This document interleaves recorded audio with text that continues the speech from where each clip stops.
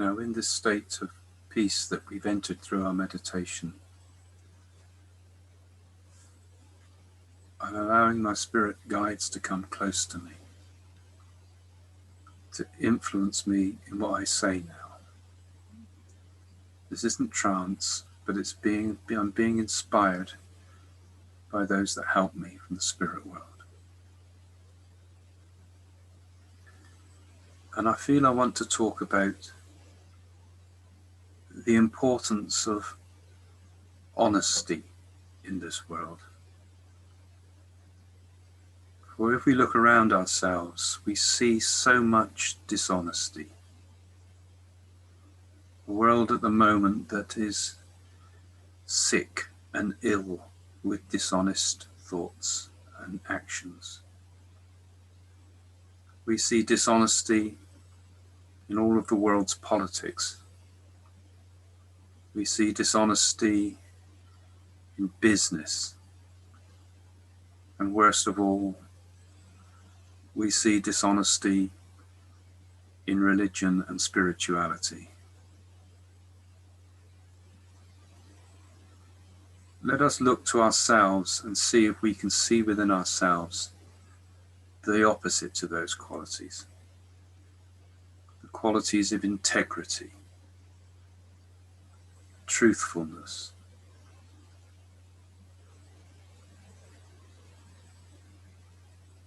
Let us let go of any thoughts of lying, cheating, theft, those dreadful things that fill the world so often.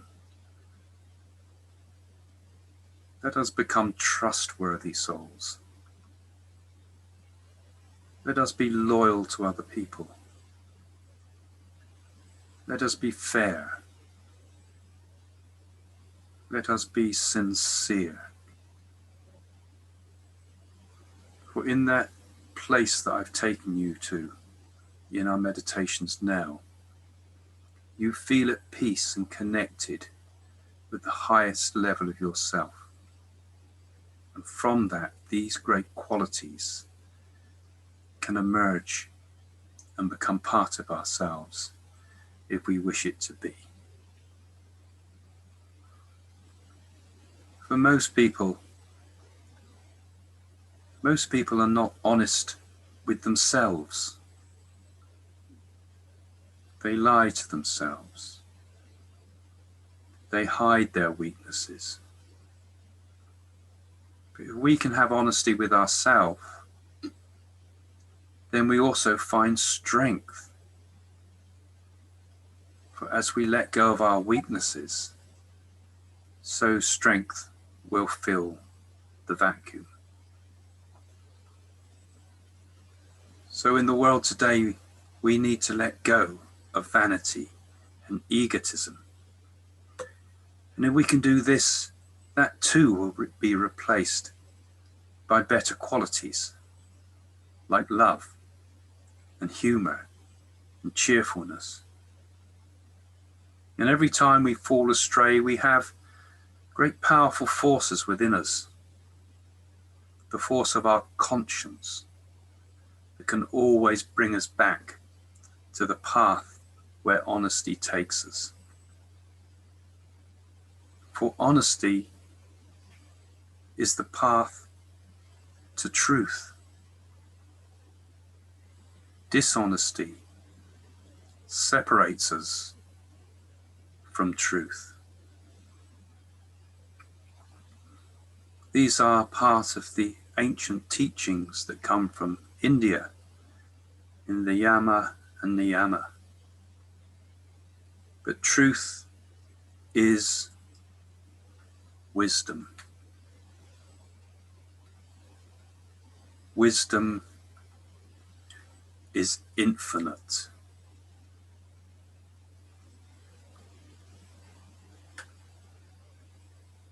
Only by following the path of truth do we find wisdom. And when we find wisdom, we also find knowledge. Knowledge, experience, and understanding.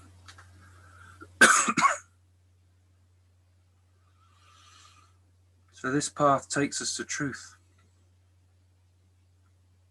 And truth is the expression of the divine.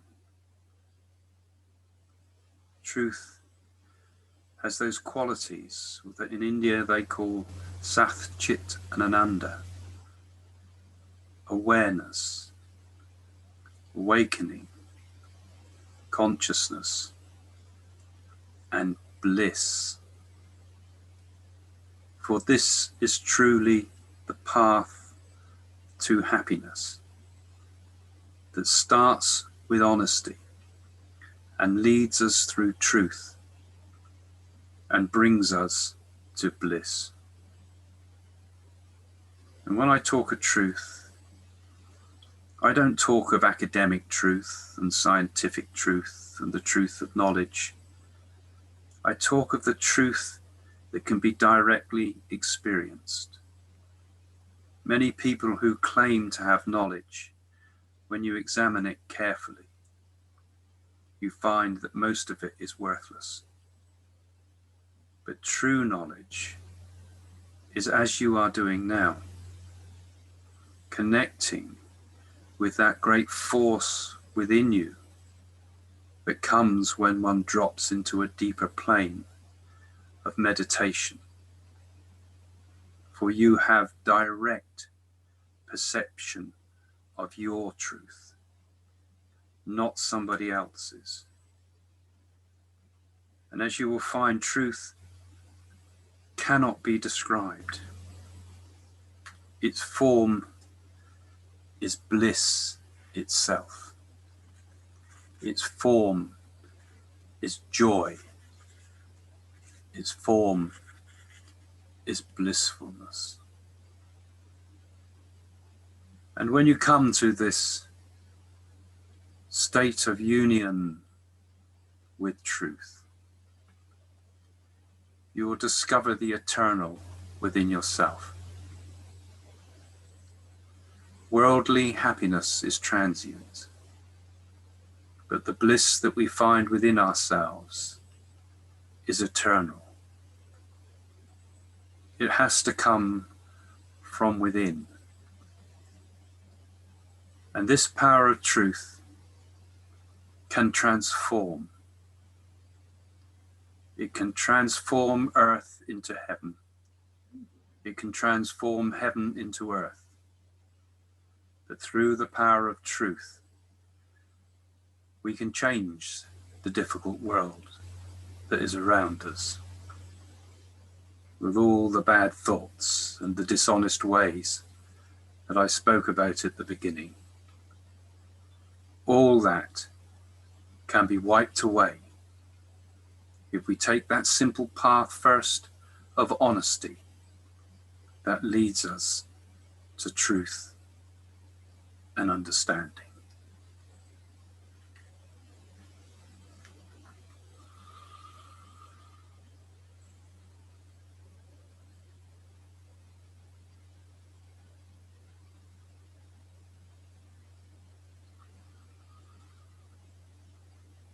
Okay, I hope that was interesting to you, and perhaps we can gradually come back to our normal state of consciousness and move out of that state of meditation that you've joined me with. And I hope you've been able to connect there with me with those thoughts, but also particularly and most importantly, connect with what's in yourself, you know, because whatever anyone else may say of truth, that is only their own understanding. We can only understand this, I think, through direct experience. This is something I feel is very, very important, that people have direct experience, that we always look to our own understanding and wipe away whoever it might be, no matter how spiritually high they might be. We should most always trust first and foremost our own personal experience. And that's what truth is. It's a direct connection that each of us has. Okay, so that was a bit of inspirational speaking.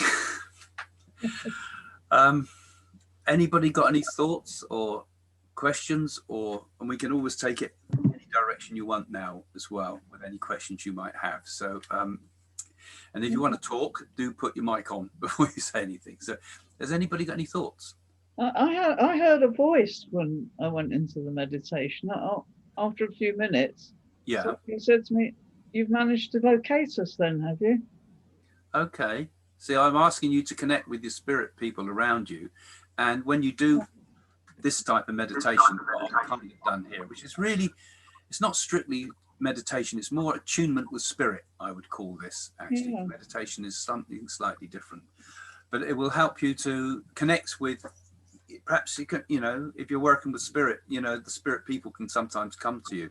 And also, I'm also interested in this idea that we also have a higher self, that we have like a Damien, that we have an over self, a part of ourselves that can guide us, you know. And people talk about, oh, who's my spirit guide? Actually, you're your spirit guide as well, because there's part of ourselves that is not even incarnated into this world. And sometimes I think we connect with that. I mean, that's a big idea, but that's a thought. So yeah, that's good. I think it felt good, didn't it? When yeah. Yes. And when I've never been. Oh, sorry if you were still talking. Diana. Yeah. Was it Diana speaking then? No, I'm Loretta. Okay, someone was speaking. No. Yeah, no, I was going to say that I've never been good at meditating. I have ADHD, so I don't sit still very long. But even though I was having thoughts that were coming back and forth and wasn't in as deep of a meditative state as I would have liked, I thought that it was still really good to be able to do, so I could start to practice that kind of stillness, since it's not a normal part of my life at all, especially as I'm trying to feel more in tune with my own psychic abilities. And I actually felt like I could feel and hug my dog that I lost last year that I've missed, which is a really nice thing, because I usually don't, I'll think about her, but I won't feel like she's in front of me, or that I can physically feel like if I could put my arms around her, sort of thing. So I thought that was really interesting as part of it. Yeah, you have trouble with your attention today, but that's kind of, everybody has trouble with their attention, because in life our attention's being drawn left, right, and centre in all directions. Some suffer with that more than others, and I think one of the things we do with meditation, I mean, I've really taught you just to relax there with that part of what we're doing. But when we can get into even a deep state of relaxation and contemplation, move away from our normal train of thoughts, we start to develop our ability to focus, our ability to concentrate, you know, because there's two sides to the inner work. First is being able to hold the attention, and then the second is being able to go into meditation. The two separate things. A lot of people don't understand about the attention. And one of the best things is, you know, like when I was doing that, I also said about watching the breath.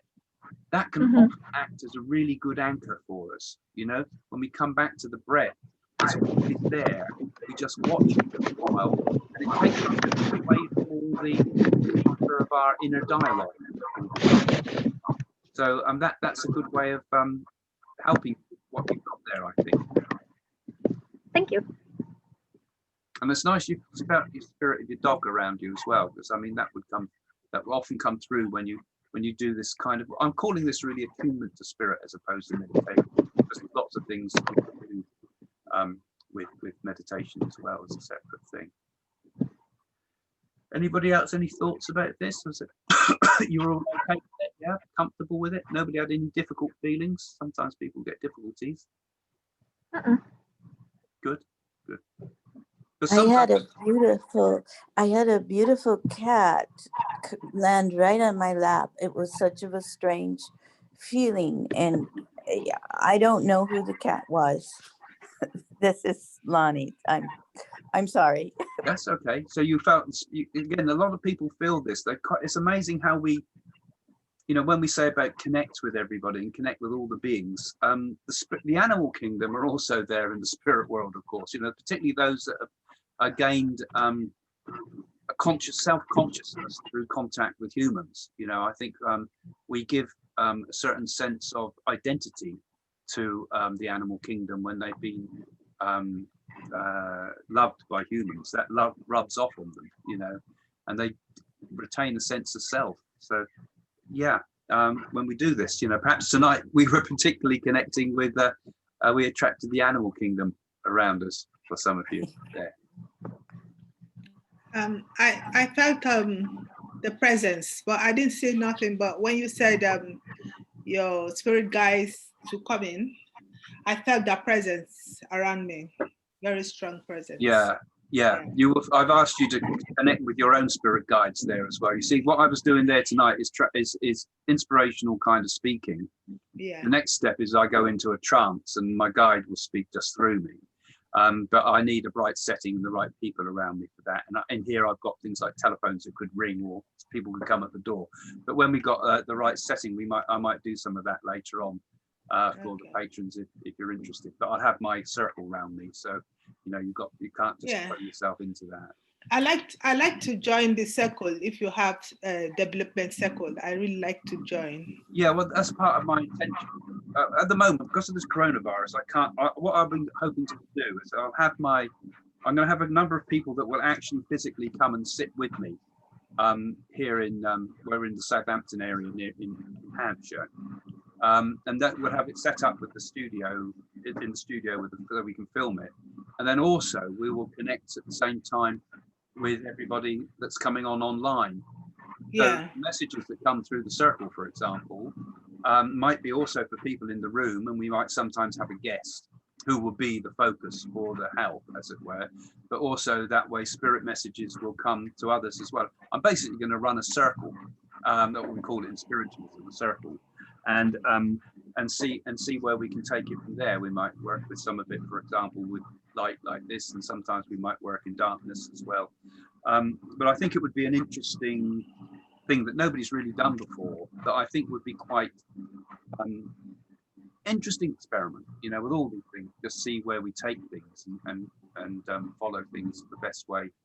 Let spirit guide it, as it were. Okay.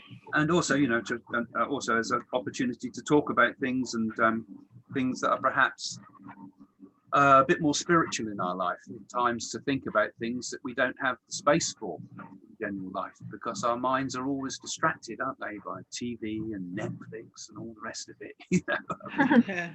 there's no room left for us, is there? You know, there's no room, no space for us. You know, we think that people are on lockdown at the moment and they think they're bored, but there's still no room for us, even then, because the boredom takes it over, you know. And it's not until you get into a space where you can really go into yourself, because like I say, happiness can't be found outside ourselves. You know, certain types of happiness can be, but they pass. But in ourselves, we can, if we live from the inside out rather than the outside in, then we attain a much more stable spirituality that can bring us happiness all the time. We're not so ruffled by the troubles of the world. I'm sure we'll still be ruffled, but we're stronger still. We're more focused, and we're less concerned about facing things outside of ourselves. And I think that's where the world goes wrong, myself. I think that's why the world is so unhappy, because, you know, happiness is a very, very simple thing, isn't it? It's a simple thing. Our natural state, all of us, our natural state is happiness. You know, we might deny that to ourselves, but we're deluding ourselves. Our real natural state is like that smiley baby that comes out of the mother's womb. It's almost like an innocence, happiness. Mm-hmm. You know? And that's behind us all. And I think that's one of the great things that we learn, that is really so simple and yet so elusive, just to be happy, you know, be it, you know. It's not something we attain, it's not something we're looking for, it's not something we find somewhere else. We just be it, you know, and know that we can be that all the time. And I think that's what I think spirituality is all about. You know, I look at some religions, for example, and I think they're so miserable. You know, where's the humor? Where's the happiness? You know, and I think that's what the answer is. All of them at heart, and all the great teachers, when you think about them, had a sense of humor. You know, and I think that's where people go astray. It's simple. The answers to the universe, the life and everything is simple. Now, I think one of the great answers is just be happy. And that comes when we live truthfully, you know, that comes when we live honestly. That comes when we don't care what people think about us, for example. That comes when we just allow our soul to be what it's supposed to be and don't give a damn about the world and what they think. Just be it, you know. I think that's part of the way to true spiritual understanding. That's our part. Yeah, and that's kind of what I think the talk was in a way aiming towards too. You know, that, you know, what is the truth of ourselves? The truth of ourselves is we are awakened, enlightened beings, every single one of us. You know, every single one of us is in a state of you know, if we go to the very core of our soul, we are pure peace, pure happiness, pure love, pure bliss, you know, and we shouldn't have to worry about anything in this world, really. If we can just know that and we can experience that, then what is to worry about? What can hurt us? What can harm us? You know, nothing. Anyway, that's my thoughts. The hard part is getting there. Sorry, I'm not sure who's speaking at each time. If you say your names before you speak, because sometimes I can see your faces on screen and some of you I can't. Oh, I'm sorry. This is Leka. I was saying that it's definitely the goal that I think everybody aspires to, is that sense of eternal happiness and transcendence from other people's opinions and what people think. But being able to reach that state is a different story, because so much of our lives are as social creatures, and being able to connect and have those really fond relationships with other people. So while you might not care what random people on the internet will think, and you can be your more true self without much abandon there, you at the same time do care what the people you respect think. And if there's a disconnect between the people that you've formed good relationships with, then I think it's a lot harder to be happy with yourself if the people that you actually care about don't necessarily agree with how you are. And that's because I think that you're looking for happiness in the wrong place there, because you're looking for happiness in other people's approval in many respects there. I think that's why I think we all need to have time and space just to sit and be ourselves, just be nothing but be what we are, and know that we try to live from the inside rather than seek it on the outside again. Because if we worry about other people's approval, I tell you, they'll all come and tear you to pieces. You know, I remember working with an Irishman once, and he said, and I said something, oh, I'm no good at this. He said, Craig, oh, I can't do an Irish accent. He said, Craig, don't say that, because there's loads of people in the world that will say, be pleased to tear you down rather than tear yourself down, you know, because we tend to worry about approval of other people, and they'll all be there to criticize. You look what it's like when you do these, you know, they go for you, you know. You know, I've got friends that have got YouTube sites that have been millions of viewers and things, and when things go wrong, boy, they go wrong, you know. But if you were to worry about that, you'd be a nervous wreck. And I think that's all of us need to find. It's this. I think one of the highest spiritual things we can do for ourselves is to be focused and know that life is in here first and foremost, you know, and we and nothing can touch that. And then we react with the world. You know, we don't withdraw into the forest and the caves and leave the world. It's not about that. It's about interacting and experiencing the world. But at the same time, it's where our focus is, and that we need to be focused, I feel, inwardly. You know, live from the inside, and then everything else works. The inner world, they can't touch. You know, and we live from the inside and know that that inside is peace, bliss, and joy. And sometimes just spend a bit of time every day, if you can, just sat going in. You don't even have to think of it as meditation, just sitting quietly in the chair and just letting all the thoughts be there and just observe them, you know, and let them be, and know that, you know, you are peace, you are quiet, you are unassailable, you know, you are invincible, because nothing can touch that inner world unless we want it to. Yeah, I practice, it's Pat here, I practice Qigong every morning, and they say you get the most benefit from it if you practice it in a meditative state. And if they ask you, you know, they say smile from the heart. That's smile from the heart as you practice it, and that's when you get the most benefit. Indeed. Yeah, and it's best to practice in the morning, actually. They say to practice at in yoga and things, they tell you to practice it, I think they call it the Brahma hour, which is about just at dawn at 3 o'clock. But if you're anything like me, I am not an early riser, you know.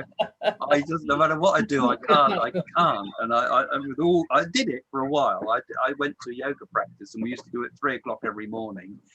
And it nearly killed me. I did it for a month or so. I'd get up at 3 and I'd go and do it. And, oh God, you know, and I just have to be honest with myself. As I said in the thing, I'm not that nature. I'm an owl, you know, rather than a lark. But I think, you know, the important thing is to find your time that suits your nature best. You know, you find the techniques. You know, you've got to find your own truth. Haven't you? You've got to find your own way.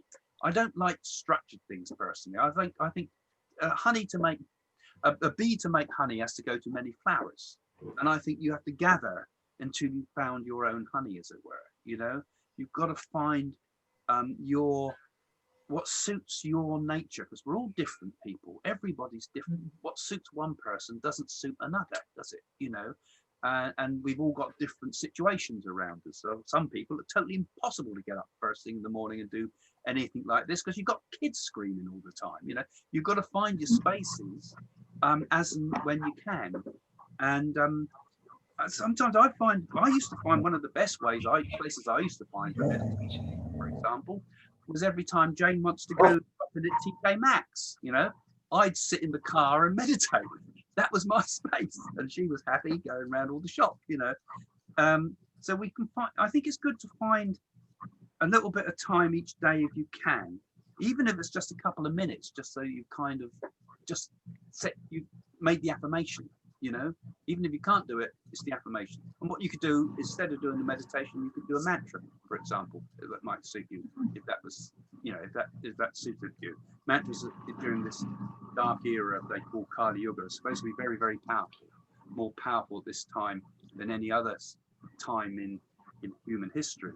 So you have a mantra that appeals to you, then that can be also another way that is almost, in a way, it's just a meditation again, in that it's saying something holy. It's saying a holy name. It's connecting you again to the spirit. You know, it could be a Christian one, or I like the Hindu mantras, because they've been designed with the knowledge of the ancient teachings of the times way before even Hinduism itself, you know, thousands of years ago. So you know, but a mantra of some sort can also be a good short meditation, you know, which can be very, very powerful for you as well. Hello, Craig. It's Jan. It's my first time on here. Okay, Jan. Hi. I'll see if I can find you. Hi, Jan. Hi, Jan. I can't see your face, but yeah, you're there. Oh, hi. Hello, everyone. Hi. Hello. Yes, I was feeling a little bit shy there, but I was just going to mention the mantra, as Jane says, that mantra, yes, mantra. Correct, Sanskrit. that I actually learned from you watching one of your YouTubes, which was the Lokar Samastar Sukhino Bhavantu, because you've been talking about happiness, and that is, may all living beings be happy and free from suffering. And I found that such a wonderful mantra.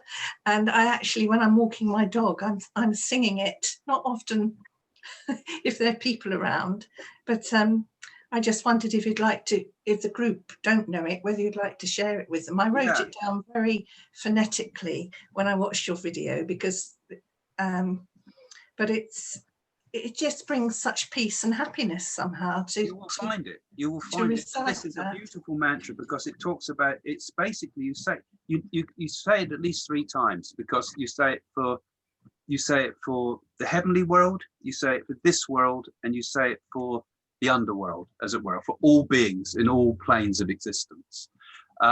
And there's two, the traditional, what you would find is a traditional way of saying would be Loka Samasta Sukhino Bhavantu. But Sathya Sai Baba, who I was very interested in, said that it's probably better to say it Samasta Loka Sukhino Bhavantu, because when you transcribe the words in Sanskrit on the mantra, it makes it plural, so it says all the worlds. So either choice, whichever you would like, and go onto YouTube if you're new to it and look up that mantra. Lokas, I don't know what the actual name of the mantra would be called. It probably has got its own name, but if you can find it, may all the beings in the world be happy mantra. Okay, you could type that in.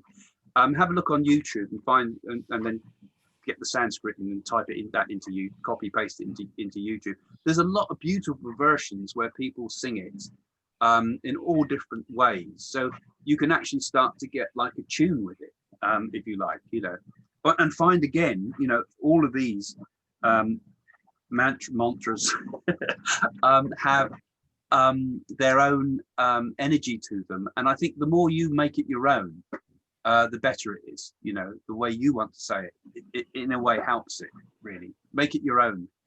And you can also get when you do it a lot, like you've seen saying, like you get annoying songs on your brain, like subconscious singing, the psychologists call it, that, itsy bitsy, tiny weeny, tiny red bikini, we're going on and on. Well, you can actually put the mantra into the subconscious mind, and it becomes what's called japa. So it repeats in the background. So you don't even have to say it, you listen to it. And I find that's particularly interesting when you're dropping to sleep, I find, because sometimes if I'm going to sleep and my mind gets in a bit of a swirl, and the brain's restless, I'll let a mantra drop in there and watch it, just watch it until I drop off to sleep. So I'm going to sleep with holy words in your mind, which I think is got to be helpful to you. And particularly since these mantras were designed with knowledge of the very language itself of Sanskrit was designed based upon the actual sounds of the human body itself. It has a very powerful healing effect, not just to our psychology and our soul, but also physically to our body as well. So you can even move the mantra to an area of your body if you feel ill or you need help. Powerful things. This is all part of the whole process of meditation and the rest of it. Anyway, I think we'll leave it there now, if that's okay with you guys, because we're just coming up to the hour. So I hope that was useful to you, and I hope you enjoyed that. And I remembered to put the record button on partway through after the meditation, so you can always see it again on the Patron site as well. And thank you to you all for supporting, whatever level you're supporting, for supporting us with the Patron thing, because that's going to help us to, do not just this type of thing, but much, much more generally with the spiritual work. And we've got some big plans, but tied hands. Thank you. Thank you. Okay, thank you. Thank you. See you all Thank you. again. Okay, bye for now then. Thank you. Thank you. Bye.